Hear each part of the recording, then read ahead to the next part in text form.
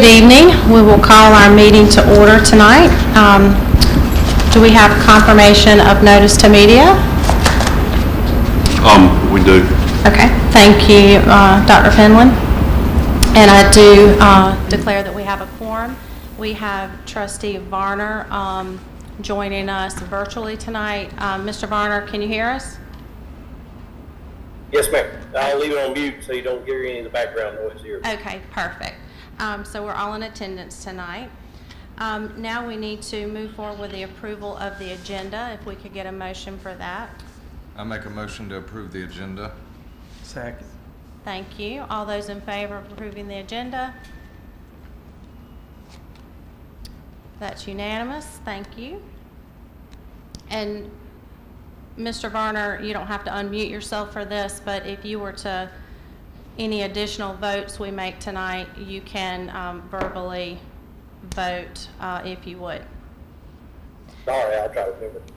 No, it's fine. I figured the agenda was no issue. So welcome everyone tonight. Thank you for being here with us, and we will stand now for the Pledge of Allegiance. Pledge allegiance to the flag of the United States of America and to the republic for which it stands, one nation, under God, indivisible, with liberty and justice for all. Thank you. Thank you. And now I do believe we have two participants for public participation. Each participant will have 3 minutes to speak. And tonight we have Mr. Fielder and Reverend David Kennedy. Dr. Penland, which one was first on the list? I have them just in my packet. It was Okay. Mr. Fielder first. So. Okay. Mr. Fielder, if you would like to come to the podium.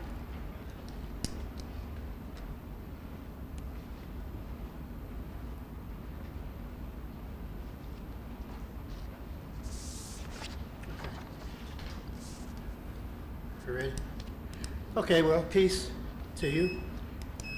I come as a taxpayer, and I come in honor of the Honorable Professor Thomas Sanders, whose school I attended.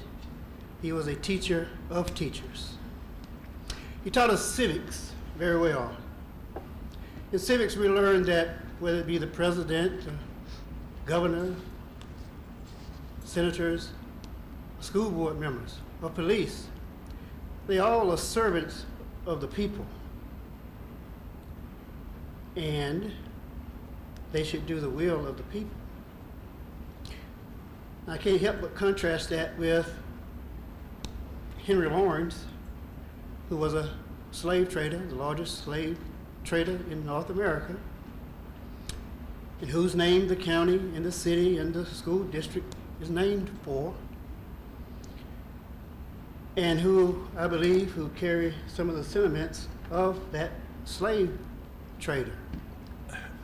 As black people, they have very little leverage.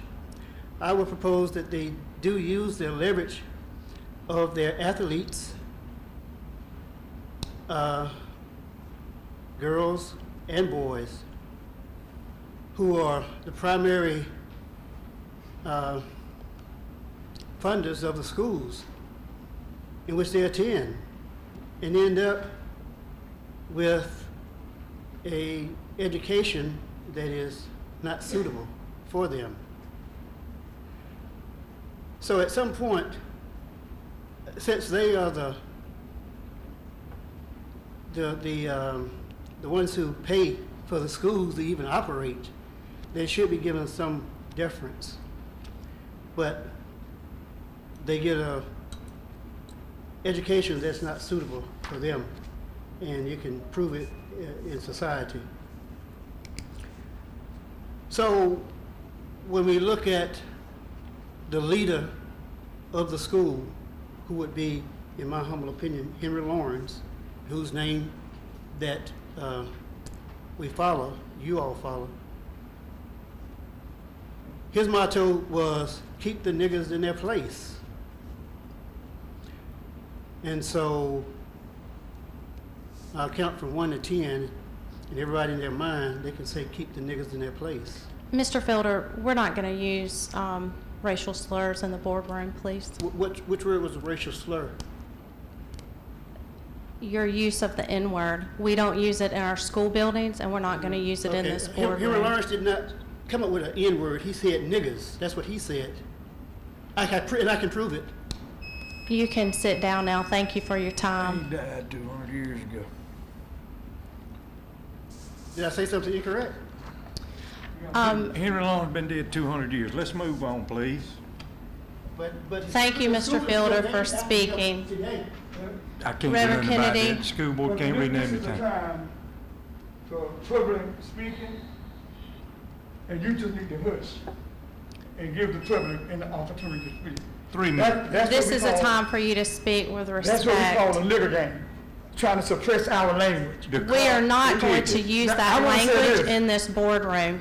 Let me say this, that, look, when school board members, you said we don't use it in school.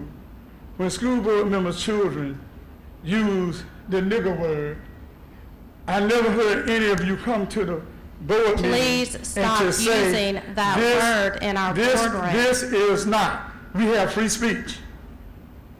There's no such thing as an N word, because you know what N stands for. Neighbor. Don't try to soften it down. It says It stands for neighbor. nigger. Thank you, Mr. There's Hughes. no such thing as an N word. And I'm Mr. appalled Kennedy, that you're you here to trying speak about something water tonight. down, as I speak about racism, you have always tried to suppress black people when they want to speak out. You have no right. You have no right to do that. And for Mr. Hughes to sit there, Chairman, and try to cut him off, all of you need to be ashamed of yourselves. You know how many hundreds of years you have been trying to silence our mouths? Do you know the people who were killed? You pledge your allegiance to the flag. Why not pledge your allegiance to God and these students? You won't draw lines. The Republican Party, the Tea Party drew lines to weaken the black community in their votes. And now across the nation, it is politicized by school boards. And you know what I'm talking about. Not only are you trying to take over the school board seats, your friends are trying to take over predominantly black county seats. You sit and you organize your dirt and your racism. It's a shame and disgrace.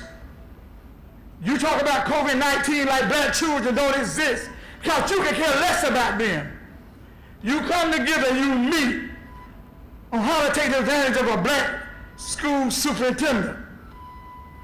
You won't draw lines in heaven. You might draw them in hell, but you won't draw them in heaven to oppress and suppress free speech and our right to voice our opinion. Then you come up with a slick way to say nigger, talking about the N word. You know what N means. Stop playing with us. Stop playing with us. You said N, you said nigger. It's a degrading Reverend insult. Kennedy, you are out of line now. You can sit down. You are out of line. You met my mother, You are out of and you are line. racist. You are And out of all line. you need to be Sit ashamed of down. yourself. All of you need to be ashamed of yourself. That's why we're going to initiate protests.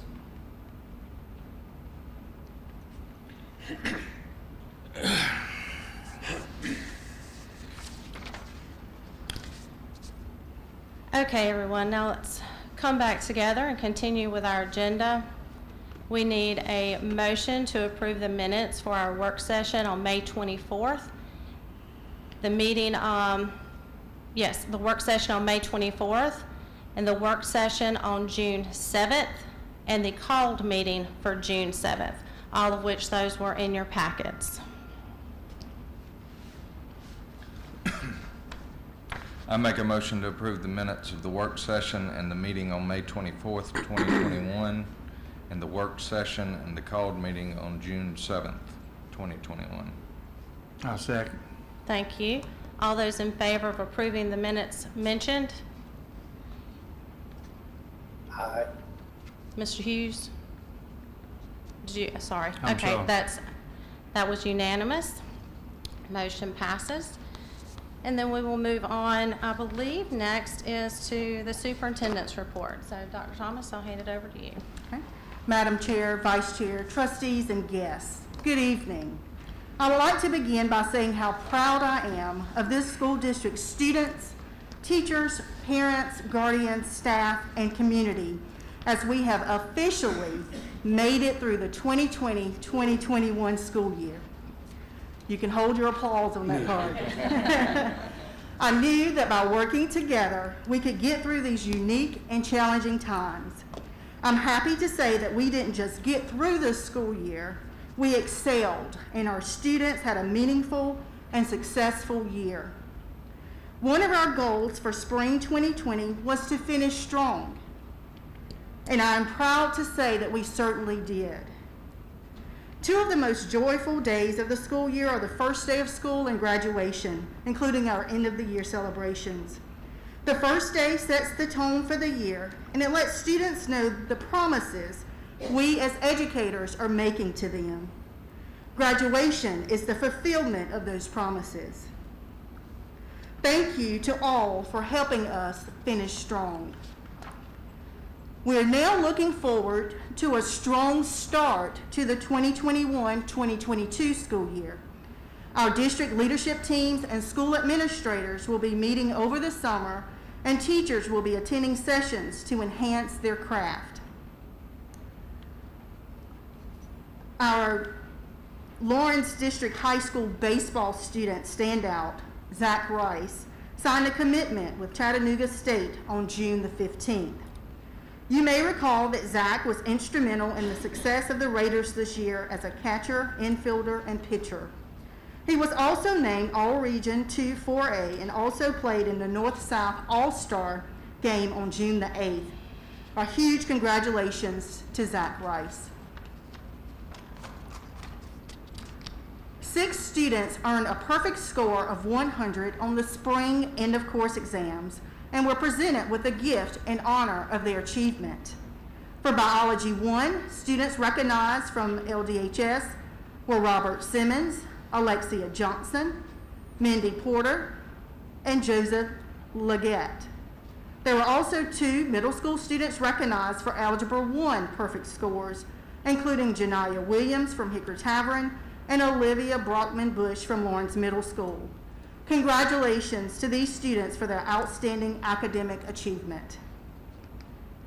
Our June Spirit of 55 award winners were recognized and presented with a certificate, balloons, and a gift.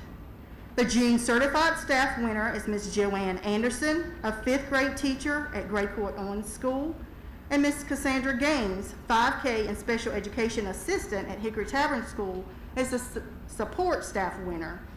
Congratulations to these well-deserving June Spirit of 55 award winners. The 2021-2022 District Teacher of the Year was recently announced as Ms. Lindsay Dawkins, who teaches at Gray Court Owens School. Congratulations to Ms. Dawkins. We thank her for her hard work and dedication, and I know that she will represent our district well. The 2021-2022 District Support Staff of the Year winner was also announced, and the winner is Ms. Carla Leggett of Ford Elementary School. Congratulations to Ms. Leggett, and thank you for your dedication and service.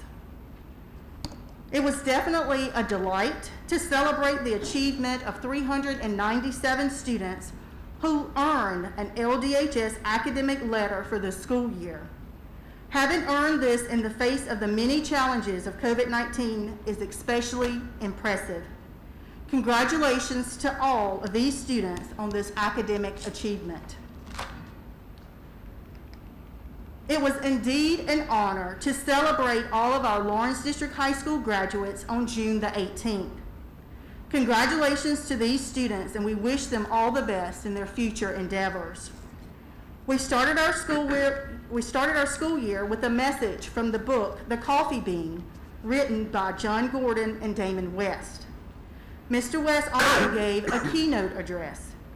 We were happy to be able to give each graduate a copy of the book in hopes that they will continue to keep the message close to heart and remember that the world is a pot of boiling water and that they have three choices. 1, to be like a carrot and turn soft, sad, and weak. 2, to be like an egg that turns hard, mad, and mean. Or 3, be like a coffee bean that changes the water. Be positive and make a difference. Congratulations to all of our Lawrence District High School graduates, and we hope that they will choose to be like the coffee bean. Based on the comments we've received, the Lawrence District High School prom held on the square on June the 5th was a success. The students appeared to have a very enjoyable evening, and there were no problems reported. We're very appreciative of the partnership with the City of Lawrence and the local businesses on the square who work with the school district to provide this wonderful experience to our students. After 1 week of summer break, it was wonderful today to see the students return today for the first day of our summer programs. As Dr. Harris reported at last month's meeting, we have several learning opportunities going on during the summer for students. We have summer school for kindergarten 5K through 12th grade, CERDAP, Rising 4K and 5K, reading camp for 3rd grade, summer PE for our rising 9th graders, extended day, the YMCA program at the elementary sites, fine arts camp for 2nd through 5th grade, and our school libraries are open each week at the elementary and middle schools. Parents preparing to send new students to Lawrence County School District 55 for the 2021-2022 school year are encouraged to bring all documents to register students at the school and their attendance area. If parents have not registered their child, we are encouraging them to enroll now.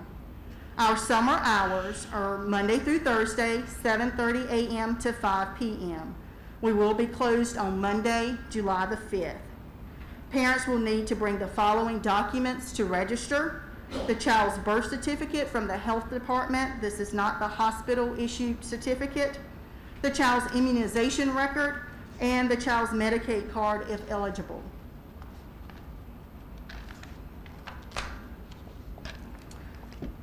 We had 23 volunteers at the administrative office on June the 8th to assemble reading buddies. We were so appreciative of our volunteers who came to make this day a success. The group completed 140 buddies.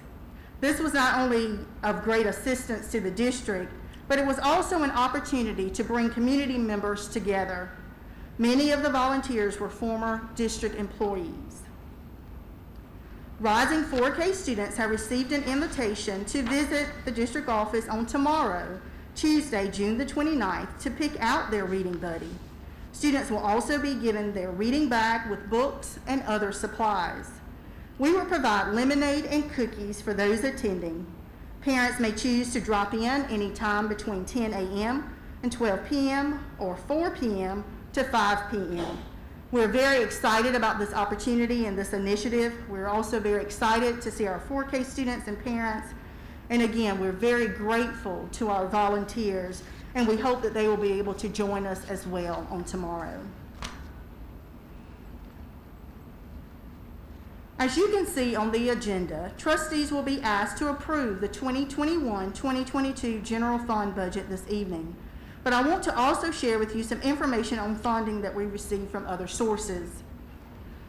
We have received notification from the South Carolina Department of Education that the General Assembly is expected to provide funding for career specialists for the 2021-2022 school year. These funds will be used to help maintain the 300-to-1 student-to-guidance personnel ratio required by the EEDA.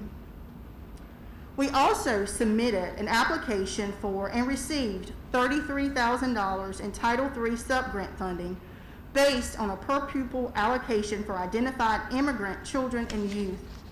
The primary purpose of this funding is to improve the education of immigrant children and youth by assisting them to meet challenging state academic content and student academic achievement standards. We have also received notification that we should be eligible to participate in the Rural Recruitment Initiative again for the 2021-2022 school year.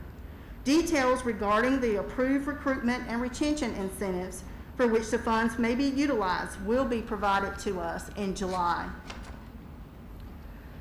We partnered with Self Regional Healthcare to provide a vaccine clinic for students and families on June the 16th.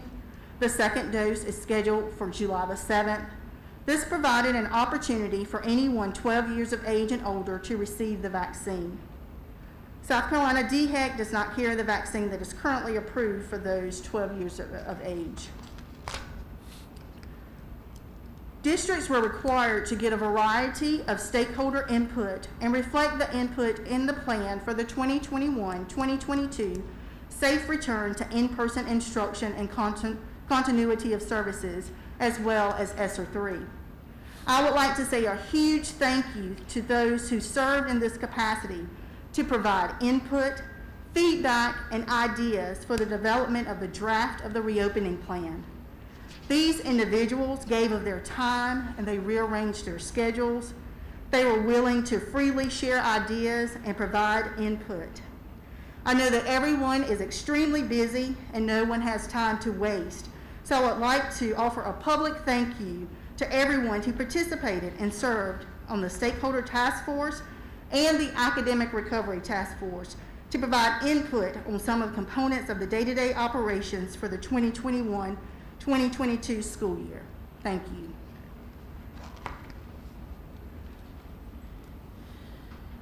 At this time, I would like to ask Ms. Wanda Knight to share information from Student Nutrition Services. Dr. Thomas, may I ask you a couple of questions before we move to Ms. Wanda?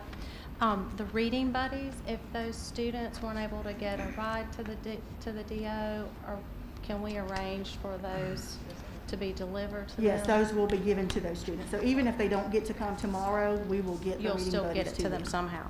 And then on the funding that you mentioned, the career specialist, is that additional funding that we would be able to hire a career specialist, or is that just funding that will be able to support people that we already have in place?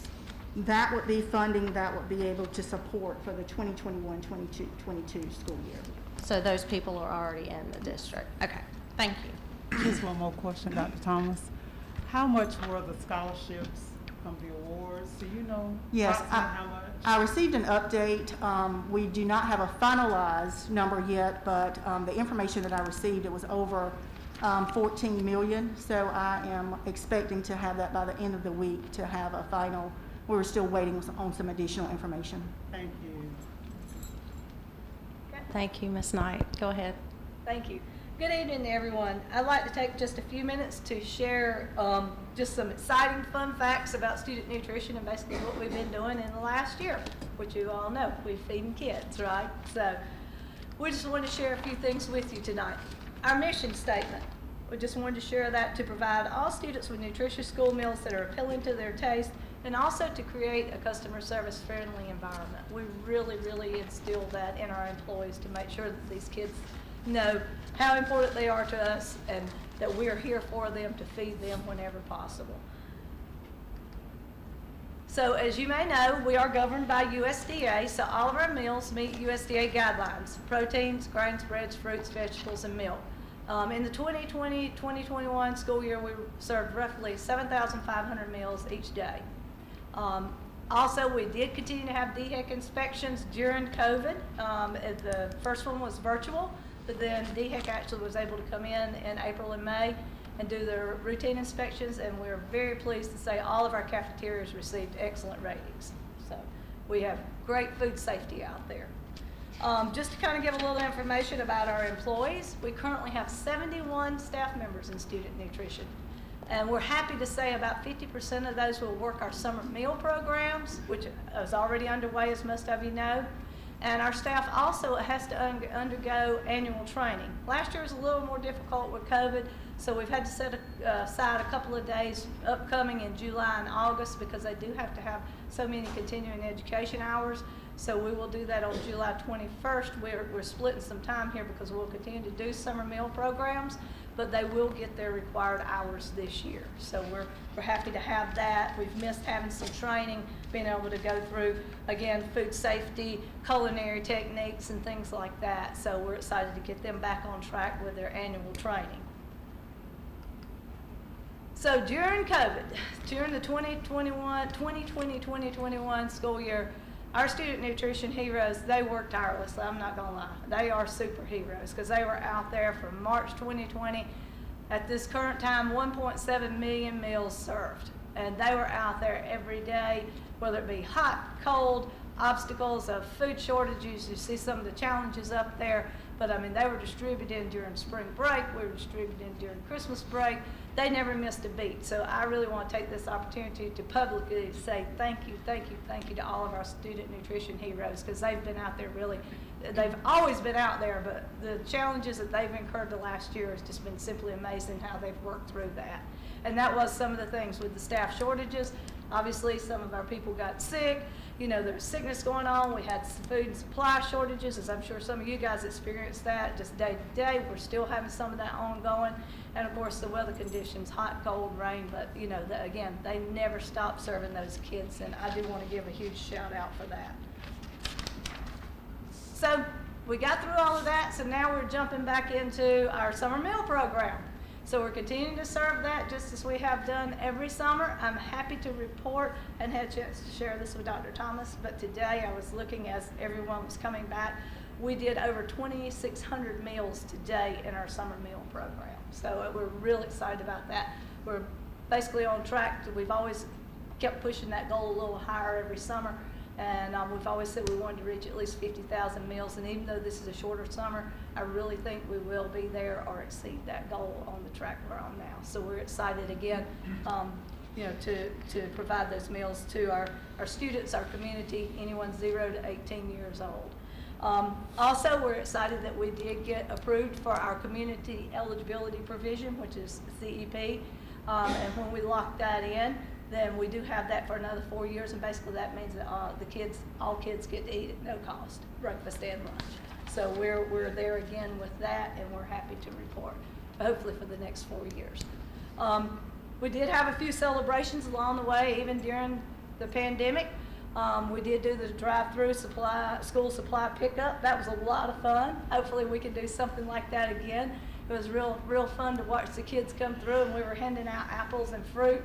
And by the time I think they got around to the backpack, they had apples in their mouth and everything. So we were hearing fun stories because we were on the back side of the building. By the time they got around, they were really enjoying that fruit that we gave them. We also always celebrate National School Lunch Week, which is October 12th through 16. It does change, usually a week here or there, but it's always around that same time period. The SERO, which is our Southeast Regional Office of USDA, actually did we were part of a virtual showcase with that. So again, anytime we can, you know, sing some praise to our student nutrition heroes, we try to do that.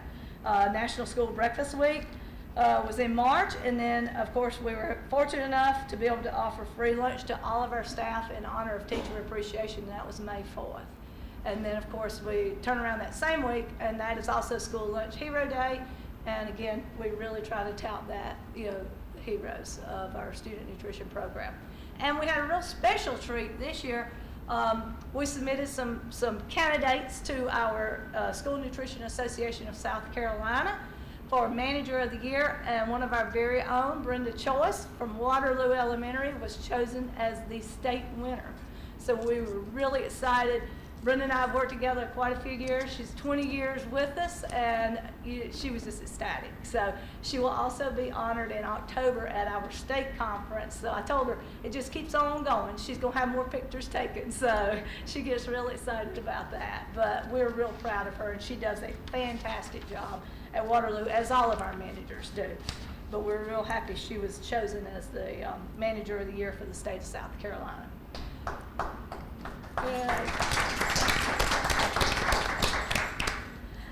Just a few notes here on grants that we have upcoming or pending. As you guys probably know, Ford Elementary has been part of the Fresh Fruit and Vegetable program for many, many years, and it's basically on years past was on the free reduced poverty level. But at this point, we also have E.B. Morris has meeting some criteria that we were able to apply for them as well. We hope to find that out probably mid-July, and I feel that both have a very, very good chance of being able to participate. And what that does is it gives us funding just to buy fresh fruits and vegetables and give it to the children throughout the day. So we're excited about that. And we're also waiting on equipment grants. As you guys always know, I mean, we always need an upgrade and we need new equipment. Things do wear out. They do not hold up like they used to a 20, 25 year of a stove or a dishwasher or something like that. So we have applied for some grants, and we do look very positive that we'll be able to replace and upgrade some equipment in most of those schools listed there, because the ones that remaining, they actually received equipment grants last go around, which would have been 2 years ago. And so we did do some upgrading on those. So we're excited to be able to do some equipment upgrades, hopefully in this upcoming school year. And of course, summer meals, just kind of recapping, I think you guys have seen this before, but we did start last week with summer meal programs of serving curbside pickup at Lawrence Elementary and Waterloo. We also provided meals to any students that were on the high school campus last week. And of course, today it kicked in with everyone. E.B. Morris is not participating this year in the summer meal program because of construction, but all the other ones are participating. And we do have Sanders and the high school that are helping out with the community distribution. So they're not doing a curbside pickup there. But again, we encourage anybody 0 to 18 years old to come out. We're out there every day 11 to 11:30 on curbside, and we're also providing meals for anyone that is on campus, okay? And that is breakfast and lunch. And of course, on Thursdays, we do pack for Fridays, so the children do get 5 days a week if they do come every day. And then of course, like I said, Thursday, they do get it for Friday as well. And we will continue that until July 29th. And like I said, we're shooting for our goal is to exceed our 50,000 meals that we normally do in the summer. So that's pretty much what I have. So any questions? Been a busy time for student nutrition, as always. Thank you guys for all your support that you give student nutrition, and I wish you all a very happy July 4th. Thank you. Thank you. Ms. Knight, thank you so much, and thank you to your whole team for what you do.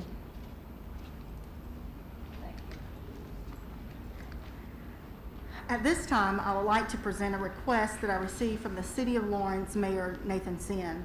He's requesting the bell that is currently housed at Lawrence Middle School to be loaned to the City of Lawrence for display as part of one of their beautification projects. The letter from Mayor Senn is provided in your packet, and this would require board action.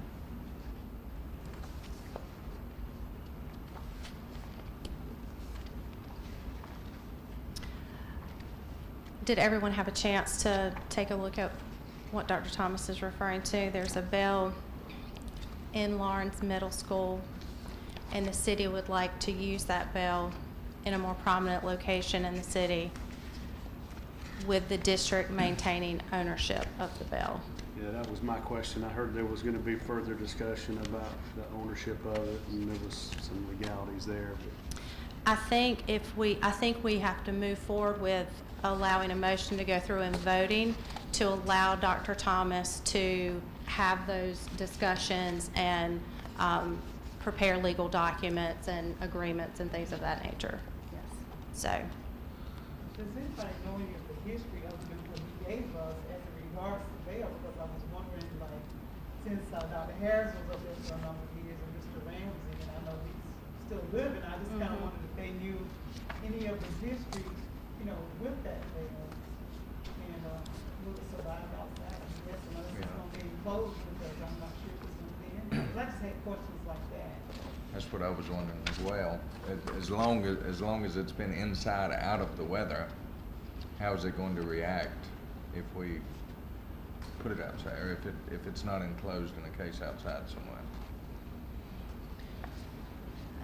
I'm sure you don't have the answers to I these definitely don't know the questions. Yeah, I'm answer not to that. asking. Yeah. However, I can definitely maybe get more specifics as to how they're planning to display the bell in their beautification.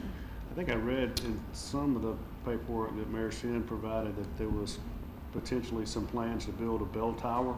Yeah. Right. I don't know if it would be a functional bell tower or if it would just be for display. Yeah. Dr. Harris, do you know any history on that bell? She was the principal there for a number of years. I know it was once displayed in another part of town. I think it belonged to a ladies' college at some point. Right. Coach West did a little history on that and attached it to that bill. It was just there, and every once in a while, people like Mr. Patterson or somebody in their shoes that might ring it. That type of thing. I think he was one of the ones that I remember ringing it. Do you know how long the loan I is? think it's pretty durable. It is a very well put together bell. I don't think any weather is going to do any damage to that bell. From what I could read, it seemed like it was just indefinitely. Okay. Yeah. And the city want to use it for what purpose? They're asking that we allow them to display it in a prominent place in the city, and their thoughts are to build a bell tower and display it in that bell tower. That's one of their ideas. Dr. Thomas may know more. Just as being part of the history of Lawrence. Yes. Yeah. They want to move it out of the school into the community where community members can go by and see it and view it. Yeah, but I mean, my question is, was it a gift to Lawrence Middle? Or was this something they put there? From what I understand, it was moved from the Women's College, Lawrenceville Women's College, to the first high school. And then it's just kind of progressed as to where it's been moved to since then. Do we know if the bell's got Henry Lawrence's name inscribed on it anywhere? I do not know what the bell has inscribed on it.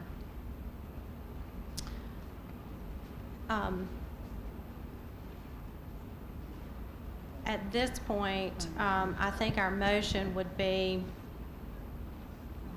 really to, I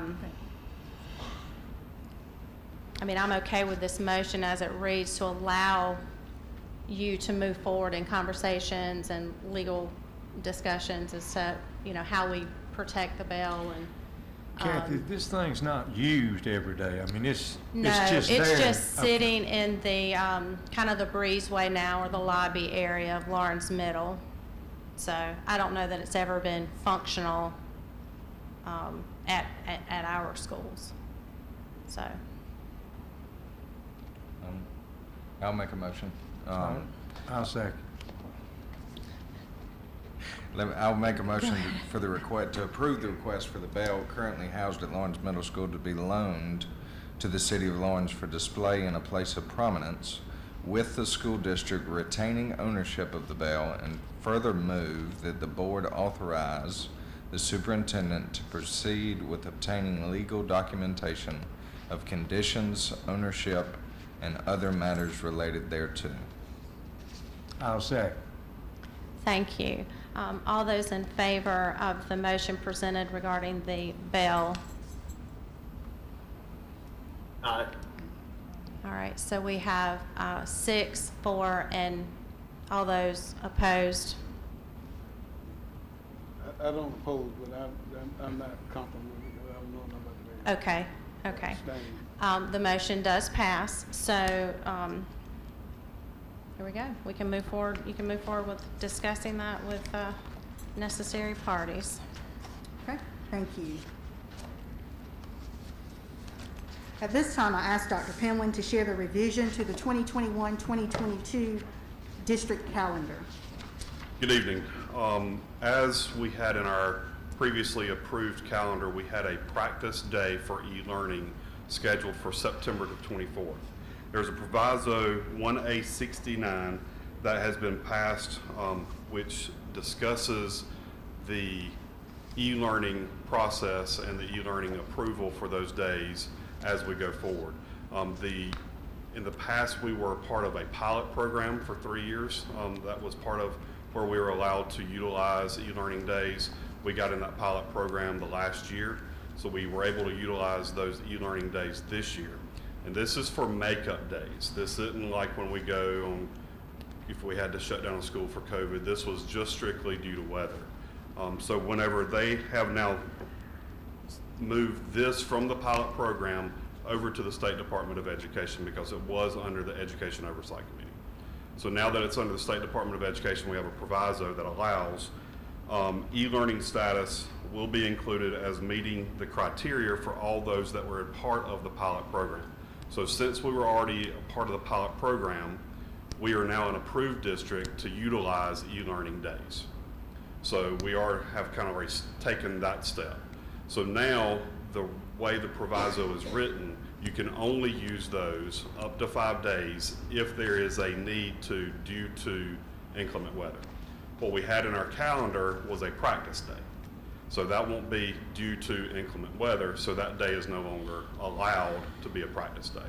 So this calendar basically sets forth making September 24th a green day, no longer a e-learning practice day that the kids would be at school, be at home practicing e-learning day. So this would now just be the matter of swapping that day back to a green in-person student day.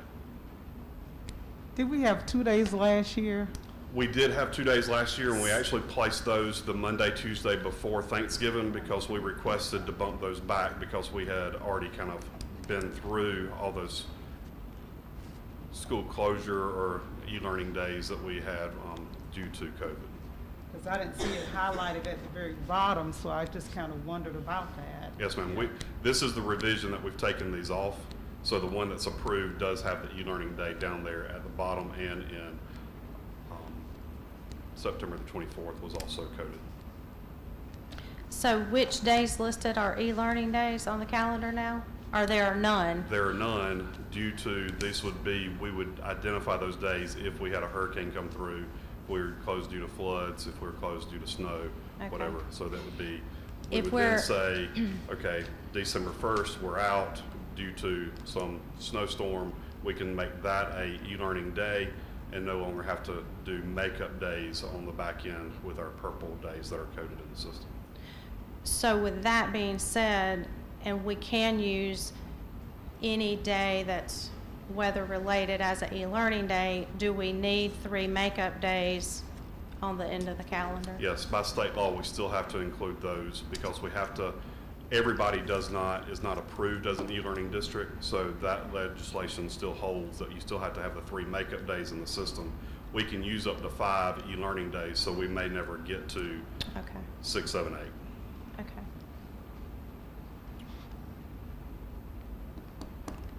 So this would require board action. I make a motion to approve the 2021-2022 district calendar as revised. Second. Thank you. All those in favor of the motion to approve the 2021-22 or 2022 district calendar, show of hands. Aye.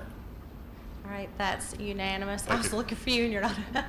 That's unanimous, so the motion passes for our calendar. And that concludes my superintendent's report. Thank you, Dr. Thomas. Now I'm going to, the next action on the agenda is Community Relations or Personnel Committee, and I'll ask Ms. Susan Ware to speak on that. Okay, thank you, Madam Chair.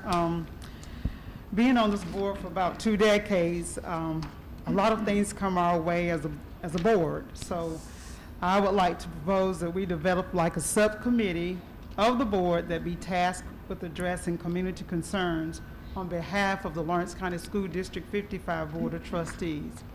When the superintendent or a trustee are pledged or taking an oath to encourage open exchange of ideas during decision-making process. Currently, there's no formal structure in place to handle input from concerned citizens. Therefore, I recommend that we establish a filtering system that when complaints are forwarded to the superintendent or individuals that this committee jointly address the board so that the superintendent and the board can all speak as one voice to the community or the media or any other organizations. And I think it would just be good practice. The chair has already said, we could meet in certain perimeters could possibly be established, which would be good. But the community is part of our stakeholders, and we always like to have them take part in surveys and everything that we do. And it's just a good way for us to be there as a whole. I know Trustee Carpenter used to want everybody's signature on the papers when we would respond to people, because we all have a concern or a voice or information to share about situations. And so whether it's a subcommittee or the board, I think it would be just a good idea. But I can entertain any questions anybody will have at this time. So this is solely in relation to community input? Community input and concerns, as well as complaints or suggestions or ideas. We receive it all the time. Oh. We receive them all the time from the general population. I don't think it would include at all, like, any complaints or issues or concerns, like at the school level. Those would certainly have to be pushed back yeah. through the proper Yeah. channels. This would strictly be community. Solely district stuff, not individual school Right. issues. Right, because you would refer them back to the lowest level. That's right, Hopefully yeah. within the schools that they're addressing. Yeah. Right. Well, I think it's a good idea because it obviously gives us a unified front. It doesn't put it all on Anika, Dr. Thomas. It doesn't put it all on any one of us individually. I think it would be a good idea.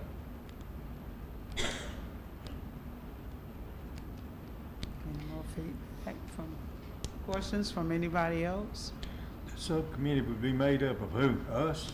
Right. It would be at least 3 board members. Yeah. Are you How do we pick those? Are you volunteering? No. Of course, I would be willing to chair, but it doesn't matter. I mean, anybody, we could all get involved, of course, to set the parameters anyway. Well, if we draw straws, I want a long one. Is that now, as far as that does go, since Mike's brought it up, is this something that we would possibly rotate, a subcommittee we would rotate on, just so it's not the same It could be. members every year? That would be fine. One thing too, I did try to look at some policies related to this, and the way that our policy stands now is that we can't create like an indefinite subcommittee, like a permanent subcommittee. Yeah. So we would either we can go in and adjust that if we want it to be a permanent subcommittee, or we can just look at it as A trial. a trial and go through, say, the first, the end of the 6 school months. year, or the end of 6 months or 6 months, something. the end And of the reassess semester or is the word. reevaluate Yeah, to see yeah. if it's, useful or something of that nature. Yes. And I think if everyone or the majority were in agreement, I do think once the members were decided upon, then we could outline parameters to follow to make sure we all, would be on the same page, I guess. So.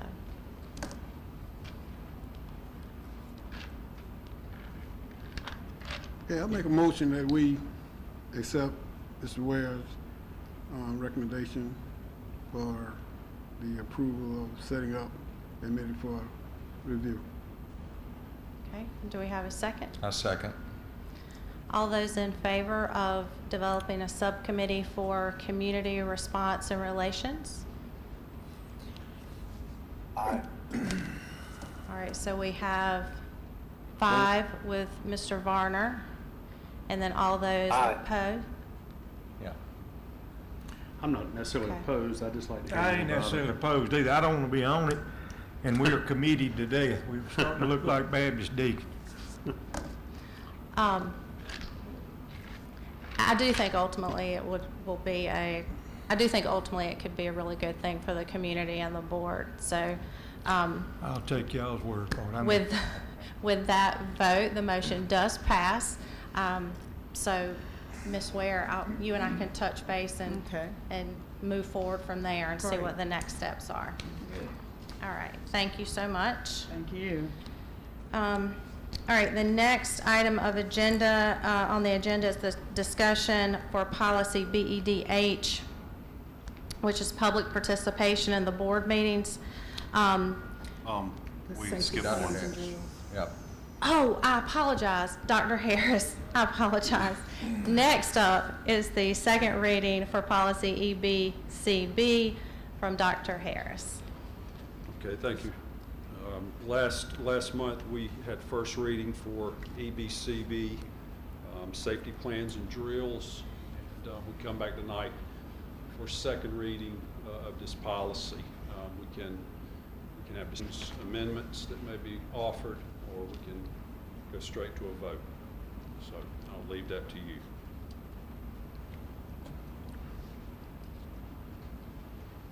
Anyone have any questions for Dr. Harris? Okay. Anyone would like to make a motion? I'll make a motion to approve policy EBCB, safety plans and drills.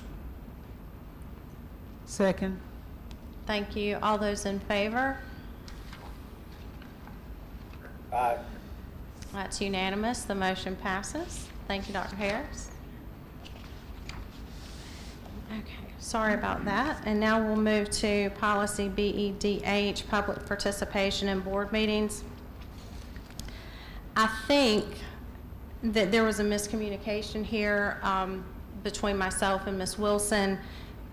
The particular part of the policy that I was interested in addressing tonight was to not have to have sign-ups early for the board meetings, and to allow, kind of to be able to wipe out what the committee had decided and just go back to our regular plan of monthly meetings. But since that is not what was put on the agenda, we're just going to go past that, and then we'll revisit that another day. So now we move to the 2021-2022 reopening plan that Dr. Penland will present.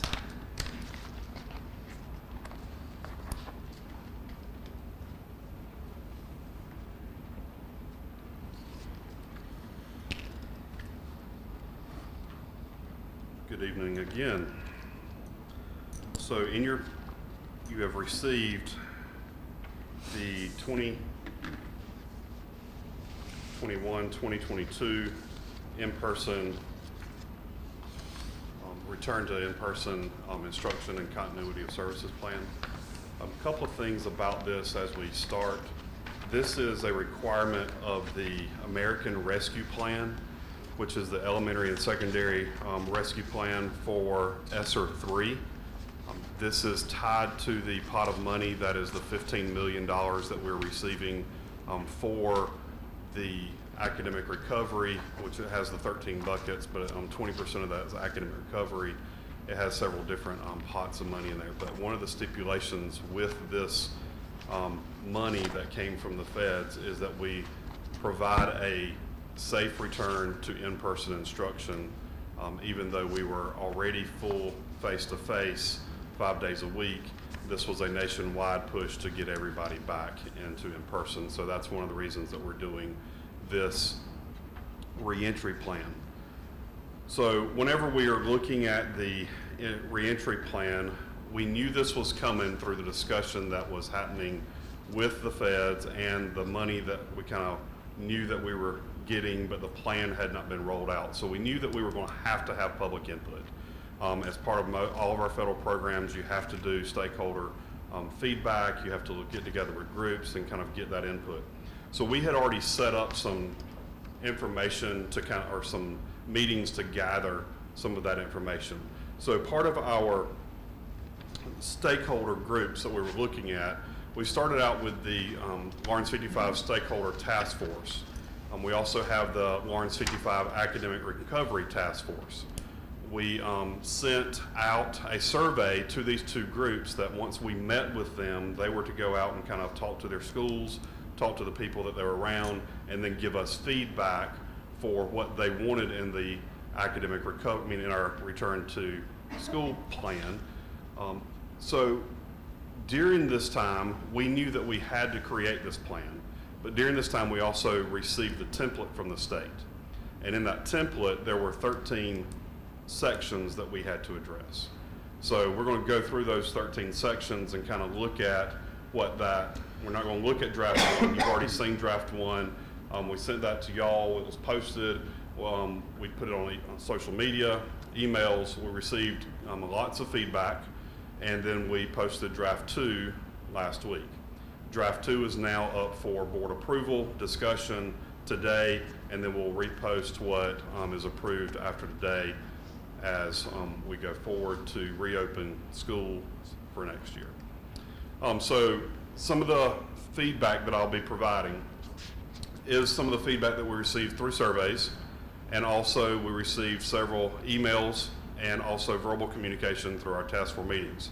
Whenever we submitted the survey and posted that online, we had 72 people respond, and those kind of fell out that two people didn't respond to what type of group they fell into. 2 were community members, 28 were employees, and 40 were parent guardians. So other sources of guidance that we've used to develop this plan. We know we fall under still the federal law, the order under section 361, which is basically the mask mandate for public transportation, and school buses fall under that. We also get guidance from the State Department of Education, the CDC, South Carolina DHEC, the governor's order, his executive order 2021-34. We also have received the SC COVID-19 Liability Safe Harbor Act. We still meet and have talked a lot with Prisma Health and Self Regional. We work a lot with Joey Avery and the Emergency Management Agency, and we're also part of the Lawrence County Chamber of Commerce COVID Task Force group. So whenever we're looking at our 13 categories that we had to kind of address, this is basically the table of contents of your document that you have. And so basically we had to address the health and safety, we had to address mask, physical distancing, hand washing, respiratory etiquette, healthy facilities, contact tracing, testing, vaccinations, accommodations for students with disabilities. We also had to show how we coordinate our with health officials. We also have to show what our continuity of services would be. I have to address our periodic review and our public input. So those are the areas that I'm about to go through and how we have that set up in our plan. So describe how we would maintain health and safety. Whenever we did our survey, this is basically looking at our plan that we had in draft 1. 6 people said they were good. 8 people wanted us to address hand hygiene. 8 people said keep all protocols that we have been using. 31 didn't respond to this section. We had 12 people said return to normal. 1 person said push for personal choice, push vaccinations, social distance, and still do temperature checks. So you had a lot of just wide variety of input on category 1 that we're addressing here with the maintaining health and safety. So basically what we've taken from draft 1 down to now draft 2 basically addresses just in general the top priority made by Lawrence 55 is the health and safety and well-being of our students, employees, school communities. The Lawrence 55 return to in-person instruction and continuity plan may be revised as a result of this. The district will consider the recommendations from CDC, DHEC, and DHEC. Clear and consistent communication with all stakeholders has been and will continue to be a vital component of maintaining health and safety. So that's basically our section 1 now. So that was a lot longer in draft 1. We took a lot of the kind of excess verbiage out of that section and just made it just a short, concise, this is how we're going to maintain and address our safety as we move forward. Wearing of mask. The survey basically said 10 people said individual choice. 6 people said no form or mask required. 19 people said no mask. 23 said since you have the opt-out form, utilize it. 2 people said vaccinate, then don't wear a mask. 6 people said wear a mask, and 6 people didn't respond to this. So you can see there's a little bit of kind of a little bit of everything in there, and the emails that were received also addressed all those areas at some point in time with different points of view on those. So where we are right now in our plan, we basically have said that students will be allowed to use the opt-out form per McMaster's order. We'll also have a staff and student form available online that each one of them can sign and opt out of. When the CDC or DHEC no longer recommends masks, the form will no longer be necessary. So it would take away that need for that form. Students and staff are required to wear a mask still while riding a bus, based on that federal order. Physical distancing, the information there basically was kind of a little scattered there. 20 people didn't address it. 6 people were good with the plan. 2 people said if wearing a mask, they don't need to social distance. 31 people said no social distance at all. 1 person said only if the numbers rise. Plexiglass be a parental choice. Provide smaller class size so you won't have to worry about you'll have more space. And 1 person said there's not space available to do it, so why even ask for it. Use plexiglass, 1 person, and 6 people said yes, still socially distance. So what we put in our plan was Lawrence 55 will continue to encourage and implement social distancing when feasible. Students will be seated at a distance of 3 feet in the classroom and cafeteria when possible. Schools can continue to use classrooms and outdoor space to meet or to better ensure the distancing of students. Parents and guardians with additional concerns may request that their child be seated at a desk with plexiglass shield, and staff members with health or safety concerns may also request plexiglass for their workspace. Parents and guardians and also other visitors will be allowed back in the building. Virtual options will still be provided for parent choice, and the district may limit the number of guests based on the size of the programs as we move forward. Sorry, this didn't format right, but respiratory and hand washing, respiratory etiquette. Basically saying here that we'll continue using hand sanitizing stations with hand sanitizer in classroom, focus on the importance of correct hand washing, hand sanitizer, cough etiquette. There wasn't a lot of information here other than just use common sense and do it and kind of expect kids to do that. So there's not survey results on that one. Cleaning and maintain a healthy environment or facilities, I guess that's what it says. Basically, we'll still continue to use our disinfectants, the electrostatic sprayers. We'll have purchased some air purifiers that are standalone devices, also working to get the induct ones in, and also we'll be replacing a few of the HVAC units that need to be upgraded. And most of those upgrades are the ones that were older than 95, I think they were purchased before 1995, I think. So those are the ones, and that money is coming from ESSER 2 that we're utilizing and purchasing that equipment with. Water fountains have been turned off throughout the pandemic. We'll still leave those off, but we have installed no-touch bottle fillers, and we'll be providing disposable cups and also encouraging them to bring their water bottles. Contact tracing. We had 19 people say yes, continue contact tracing. 18 say no, don't do it anymore. 2 not sure, and 33 left that one blank.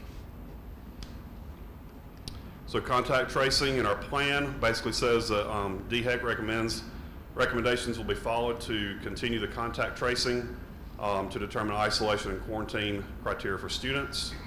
And the links there are to their guidance and their return to dates that will be shortened by a test for the 7-day and that kind of stuff. So all that will stay in place. Diagnostic and screen testing. This is a parent permission test only. We do require the parental permission for testing whenever we're looking at testing students that may have symptoms or staff that have symptoms if they want to do that. We'll still utilize the Binax now because that's what's provided for free through the state. And we would continue the guidance based on the section above, based on any positive test. Efforts to provide vaccinations was another area that we had to address. Basically, we put in here that we have provided opportunities throughout district partnerships with Prisma and SELF, and that we'll continue to provide those opportunities as we arrange those in the future if people choose to get vaccinated. All right, appropriate accommodations for children with disabilities. Our section here basically said that we are continue to provide the equal access for the general education. We also are providing the virtual learning to our special ed students if they need that for any reasons, especially if they have medical issues that they need that for. We will continue to adhere to their IEP plans, and also they will continue to receive the support services. But basically, that is just kind of an affirmation that we will continue to provide what we need to for our students with disabilities. Coordination with health and local officials. This is kind of a repeat of what we said up front, but basically we'll continue to work with DHEC, Prisma Health, Self Regional, other health officials, and also ongoing communication with our local agencies there. Also, the continuity of services overview. This one kind of got a little long because it's basically how we're continuing to provide information and good quality instruction to our students. So basically, this first page is that we will continually focus on our mission and vision. The next part of that talks about how we're going to put a focus on our social emotional health, how we're providing additional mental health counselors, and also the interventions that we're going to put in place. We'll continue to provide in-person and virtual education for students as an option there, and what got cut off there was also that we'll continue to provide free breakfast and lunch. Okay, so it is there, that we're continually offering those services. Periodic review. Since this is part of a federal plan that the money lasts until September 2023, we have to update this return to school policy or plan basically every 6 months. We have to review it every 6 months.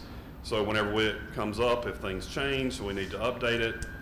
We update it then. If there's nothing to be updated, we still have to post that we did review it.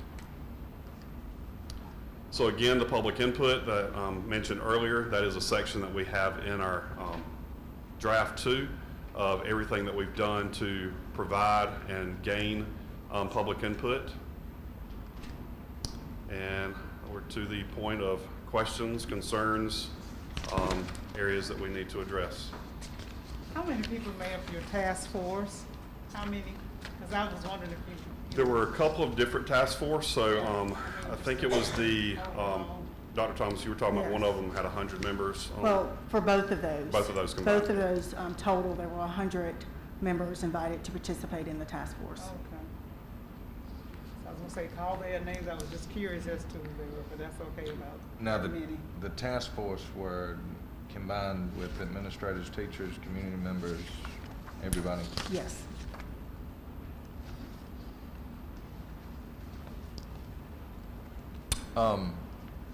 One thing, the executive order number, Yes, sir. 2021-34 doesn't exist. It should be 2021-23. 23? Yeah. Sorry. Probably a typo. DHEC's got that wrong on their website as well. Gotcha. But if you That's click, probably where I got it if you from. click on the link, it goes back to 2021-23.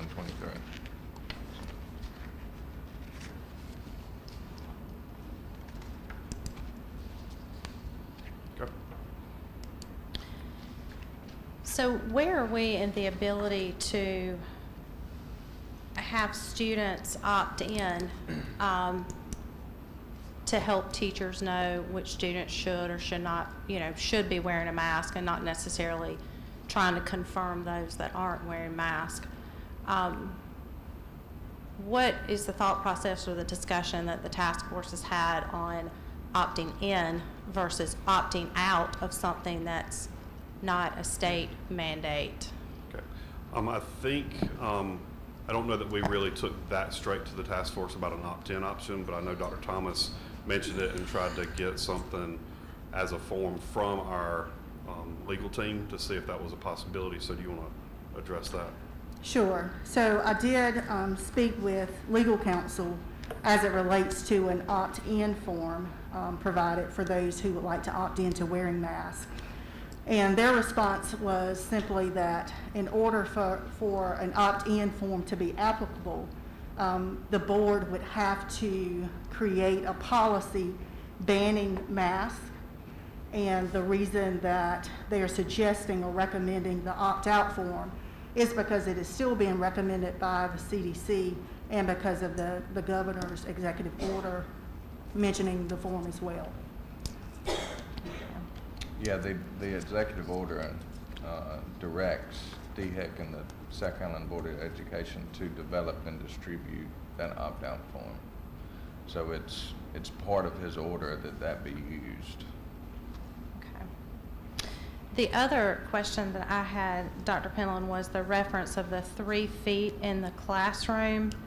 The first sentence, says we'll implement social distancing strategies when feasible. So just some scenarios that I know of, just because of my girls are at the high school. This past year, everyone's had to eat lunch in their classroom. They haven't been able to utilize, any other option other than eating lunch in their classroom, to my knowledge. Would this 3 feet keep them from being able to use the commons area still, or the atrium area as they've done in the past for eating lunch? We put down there that the schools the students will be seated in a distance of 3 feet in the classroom and cafeteria whenever possible. So if it's not possible and we need to utilize that space, that 3 feet would not be provided. So if it's not possible, they can still use that space. So we're not telling them they can't use that space. That is correct. Okay. And would that apply to assemblies in the gymnasium, for pep rallies and things like that? And that would go, I guess, for all schools, but. Yeah, and whenever we were looking at this, it's one of those issues of you're trying to adhere to guidelines that are provided by kind of health experts. We're looking at what a lot of our community wants. We're also trying to do what's safe for kids and also keep us legal and not binding whenever we're looking at legal repercussions or actions. So trying to find a good balance of all 4 or 5 of those things is kind of where we kind of have fallen. So, if numbers spike and they want to have a pep rally, is that something that we say, yeah, go forth and do it? But then we don't have a phase plan either. Because we did away with our phasing in and out of how high our community spread rate is. So whenever you kind of do away with a phase option, it's kind of comes down to kind of that hand washing. It's kind of common sense. If you're at high risk, you don't do it. If you're, at a low risk and we're having 1 or 2 in the community a day, then you're at a lower risk. So that's kind of a hard kind of sell to say, no, we're not going to, or yes, we are going to. We want to provide guidance of good choices and common sense in the middle of a pandemic. Well, I just know that even though we put in here the words when feasible,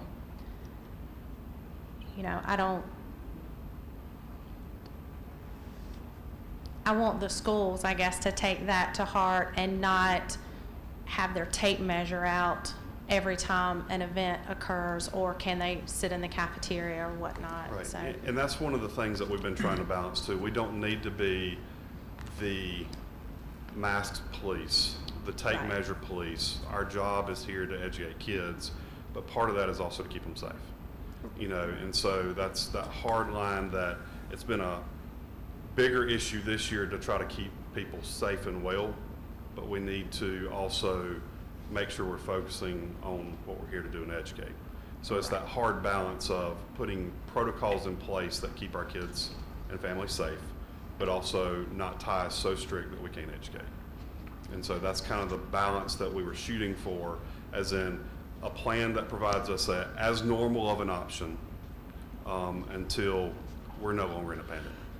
And I think we're close, and so hoping that the CDC and everybody starts relieving some of this distance, relieving some of the quarantine deals, but that's kind of the guidance that we have, and it's the best option that we have right now to provide.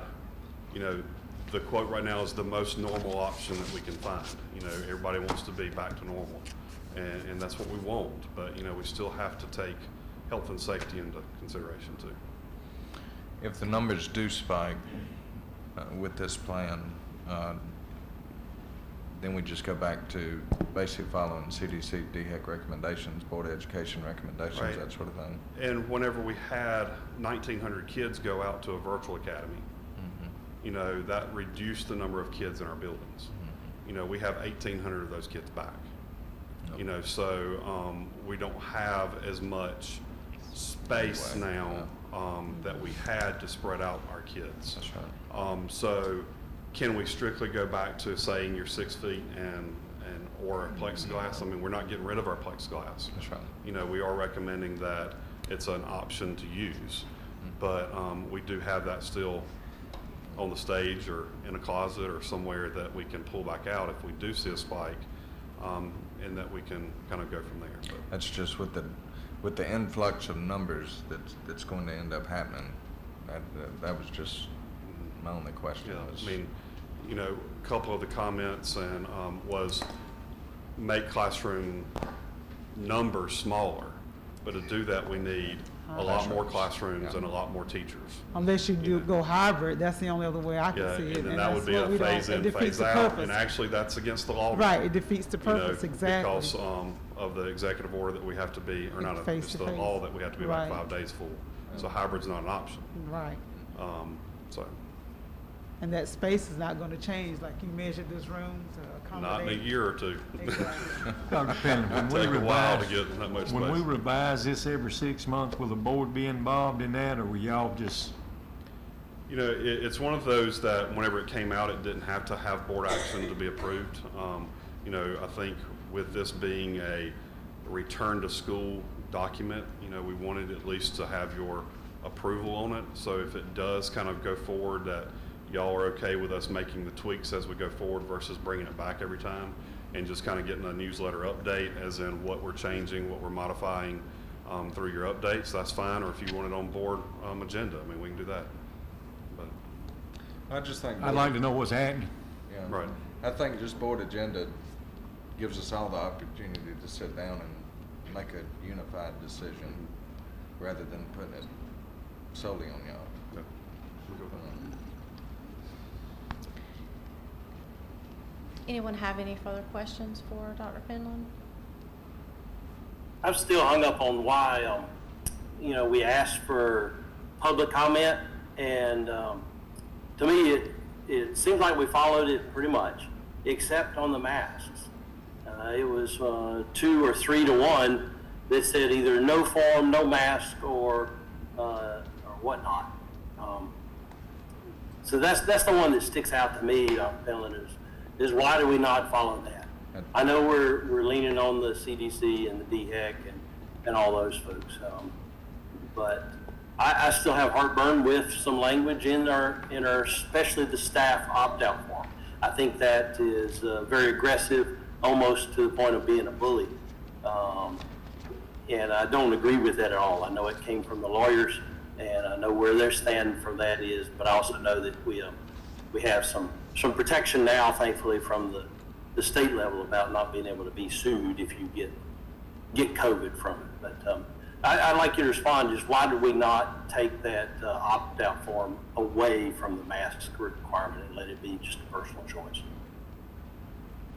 I think the way Neil kind of referenced it does come straight from the governor's executive order. And whenever I look back at the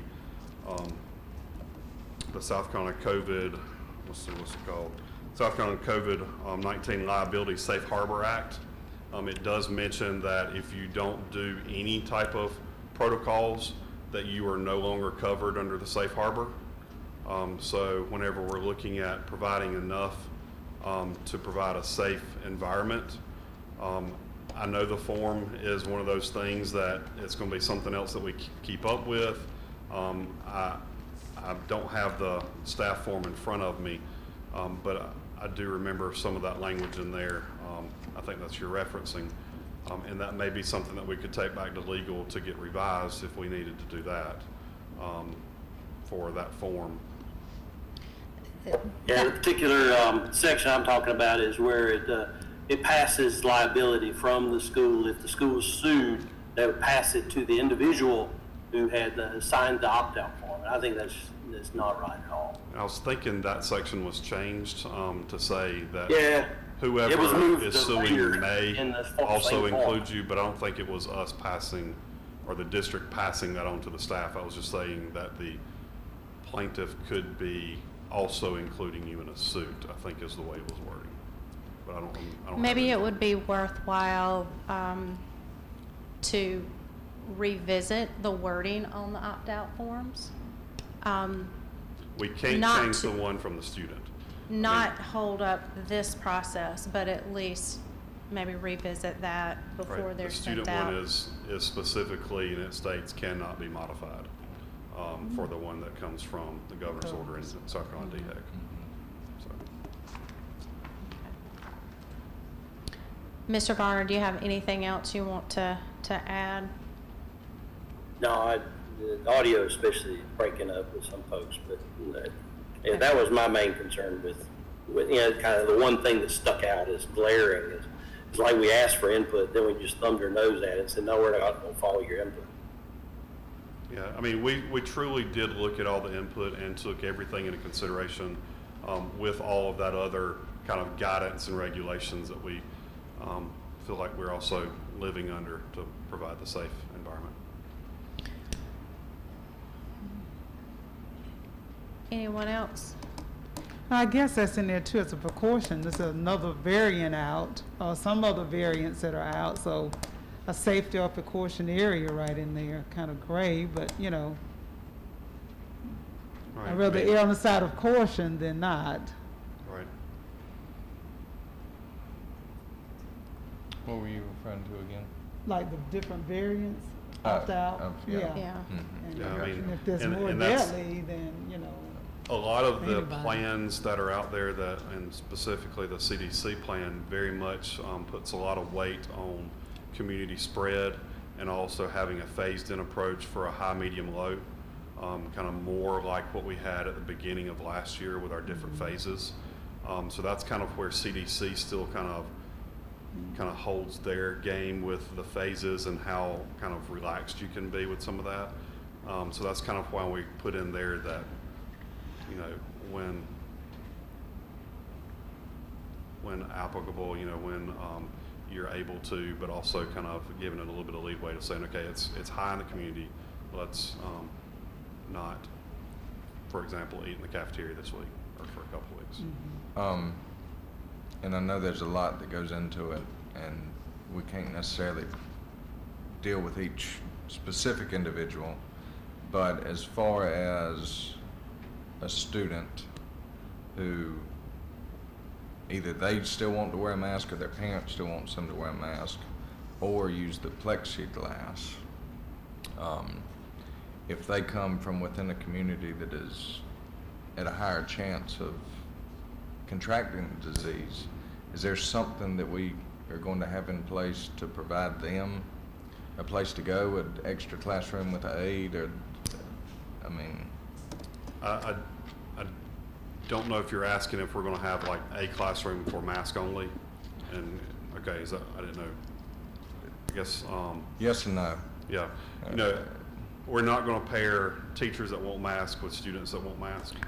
You know, I mean, As far, well, just with the social distancing, with the way that it reads, when feasible, if we have a large number of students who, or parents who want their child social distance, wearing masks behind plexiglass, is there going to be a setup for you know, that I mean, within and the that's going to be schools? based on class size. You know, if we have classes of 15 at an elementary classroom, you know, that's going to be more feasible. But if you're at a middle school with 25, 28 kids in some of our smaller rooms, that's, you know, they can still have the plexiglass in their mask, but will they be truly 3 feet, 6 feet away from somebody else? Well, we'll try. What's the ramifications if we don't approve this plan tonight? We have to have another Basically, revision. we have a draft posted, so we have met the requirement of the 24th, that we had to have something posted by the 24th. We So did we've- let them know that y'all were going to take action on it today. So the school district has met the requirement by having this posted. So if we don't approve it, What's the ramifications there? We don't have a board meeting until after school starts. So is which draft's posted? The second draft is posted? So, I mean, regardless of whether we approve it or not, this is our plan. As of At right the state level? Yeah, at the state level right now it is. Oh. I mean, it's a working document, and it's what, I mean, if y'all take You it will move apart right forward now, we with. have posted it as a draft. If y'all yeah. tore it apart and made us change a few words here and there, and change sections, we have to revise it every 6 months. It doesn't say that you can't revise it every week. So it could post a So different. we're still in compliance by the fact that it was posted. Yes, sir. I would like for it to be an agenda thing every 6 months. I'd like to revisit it with the board every 6 months and go back to normal life as soon as we possibly can. If we By getting approve rid it of some of tonight, it every 6 we're stuck months. with it for 6 months. No, sir. I don't think that's the case, no. We can revise it at any time. Yeah. It's just a I like it. requirement by the state that we revisit it every 6 I like months. At least every 6 months. And Dr. Pillen, I appreciate you taking the time to literally walk through the whole packet, because I think there were some areas that, just reading it myself, I didn't realize were specifically tied to a governor's order, or specifically tied to, we have to have this terminology in place in order for us to meet the federal guidelines, to be under the Safe Harbor Act. Safe Harbor. Safe Harbor Act, yes, thank you. So,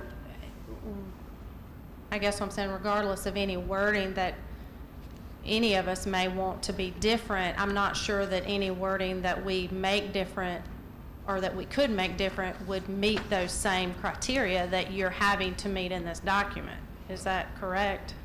I mean, you have authority to make any changes you want. And then we would just have to be either open ourselves up for litigation, or hopefully still covered with the Safe Harbor Act. But that's, Now, if we were to change the wording, does that have any effect on any funding at this time? no. Okay. I didn't know. As of right now, it's a matter of that you have a plan posted. Okay. As I part know of there your- had been some talks on that at some levels. And Yeah, the only one that I have heard threatened of monetary repercussions is the one if you don't mandate masks on buses, they would possibly take your fleet. So But that's still a federal law. that is. Yes. Right. So it sounds like this document is our bare minimum wording to still comply and be under the Safe Harbor Act. That was our goal, to try to get back as much normalcy as possible, but also provide a safe environment with the spread rate as low as it is right now. Right. Okay. This is as safe as we can be Right. and be And normal stay- at And the be- same time. Right, Yeah. right. Mhm. But we can revise this. We don't have to wait 6 months to do it. That's right. So, I'm good. if anyone, if there's no other questions, we can move forward. If someone would, Dr. Penland needs a motion, or I need a motion so we can approve or not approve this for Dr. Penland. I make a motion to approve the 2021-2022 safe return to in-person instruction and continuity of services reopening plan. Second. Thank you. All right, all those in favor of approving the 2021-2022 safe return to in-person instruction and continuity of services reopening plan, all those in favor? All right, we have Nay. all those opposed. Nay. We've got 5-2. The motion passes. Thank you, Dr. Penland. Who seconded that, so I can make notes of Lisa? Ms. Ware. Ms. Ware, okay. Thank you.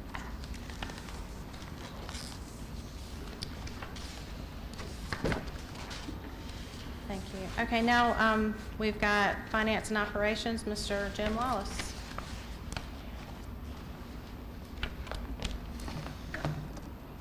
Good evening.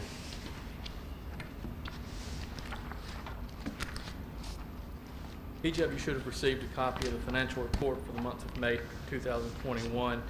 Our balance with the Treasurer's Office as of the end of May was $6,778,895. That cash balance has significantly rebounded from where we were last month, and that was, as we said, as a result of collecting the reimbursements from the Department of Education for several federal grants. Our fiscal year-to-date revenues for the first 11 months were $44,266,471, which still continues our trend of being slightly outpacing the prior year. Our general fund expenditures for that same period, $41,559,126, which again is still favorable compared to last year. That difference of $2,707,345 for the 11-month period puts us a little over $1.5 million ahead of where we were as of this point last year. Our total tax collections for the month of May were $1,784,894. Does anyone have any questions about that before we move on to the other topic? Okay. This month we're also bringing the general fund budget for the year ending June 30, 2022 before the board for approval. While there have been a couple of small tweaks to the supporting schedules, the budgeted revenues and expenditures are unchanged from the version that was presented to the board on May 24th. This is a balanced budget with general fund revenues and expenditures totaling $49,408,131. There's no tax increase to local taxpayers, but there is no budgeted surplus or contingency. The document also includes the list of planned capital projects for the June 30, 2022 fiscal year. These projects would be funded through the issuance of general obligation bonds, which we do every year. The resolution to approve that bond issuance will be brought before the board for approval at the August meeting. The approval of the general fund budget for 2021-2022 requires board action, which we request at this time. I make a motion to approve the 21-22 general fund budget of $49,408,131. Second. Do we have any questions? Any discussion? All right. All those in favor of the motion to approve the general fund balance for 2021-2022? All those in favor? Aye. All right, that's unanimous. The budget passes. Thank you, Mr. Ross.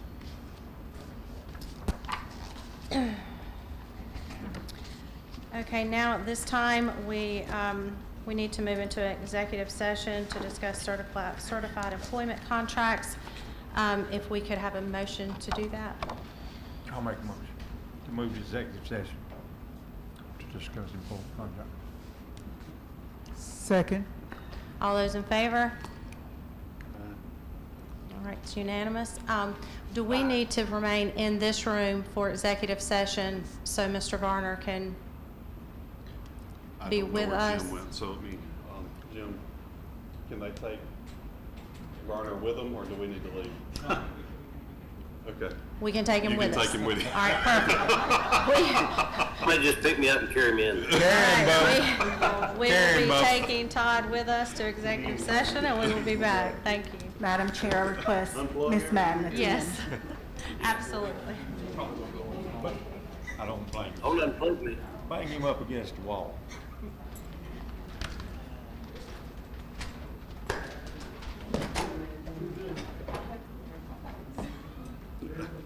That's Lisa's note.